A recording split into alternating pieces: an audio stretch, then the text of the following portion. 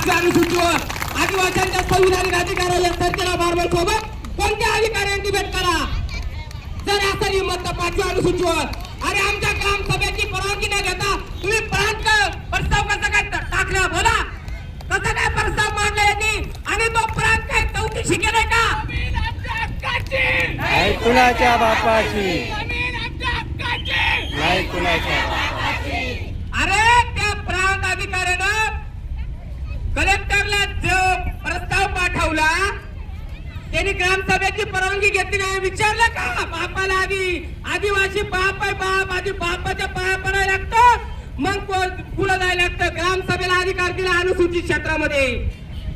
तुम्ही सगळे नागरिकांसारखंच राहायचंय. तुम्ही आमचे नौकर आहे. हे सगळे अधिकारी लोक आपले नौकर आहे, आपण मालक आहे. हे मी नाही सांगितलं, सुप्रीम कोर्ट सांगलं असं सांगतं. मी जर चुकीचं बोला असेल तर खरं माझ्या गुन्हे दाखल जरा कोर्टात डिबेट करा. आम्ही मालक आहे. 5 जानेवारी 2011 10/368 केस नंबर नंदाबाई बिल बनम कैलास संगमनेर. ही केस पहा, गुगल वर चेक करा, कुणा चेक करा, मग मालकांशी नीट बोला. ग्रामसभेची परवानगी न घेता यांच्यावर कारवाई. तहसीलदार, प्रांत, ग्रामसेवक यांच्यावर सगळ्यांवर देशद्रोहाचा गुन्हा दाखल करायचा आहे. यांनी ग्रामसभेची परवानगी न घेता या अधिकाऱ्यांनी पुढे प्रस्ताव पाठवला. यांच्या बापाची जमीन आहे का. अरे देश आमचा, हे आले नागरिक हे कुठून आले यांनी अभ्यास करावा, मग आमच्याशी डिबेट करावा ना.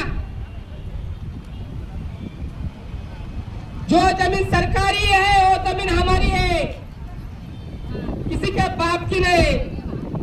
जो जमीन सरकारी है वो जमीन हमारी है, जो जमीन सरकारी है वो जमीन हमारी है. अनुसूचित क्षेत्रावरती अभ्यास करूनच या. जर ग्रामसभेचा ठराव न गेला ती कंपनीचं तात्काळ काम बंद नाही केलं तर येणाऱ्या काळात तहसीलदार प्रांत हे सगळे लोक करू आम्ही. कारण या जमिनी आमच्या आहे, तुम्ही आमचे नोकर आहे, मालक नाही.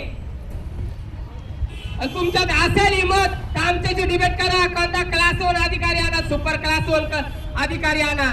बाकी बोलत्या अधिकाऱ्यांनी आपल्या जवळ यायचं नाही, कारण त्यांची मनस्थिती नाही आपल्याशी बोलायची, त्यांचा अभ्यास नाही. आणि हक्काची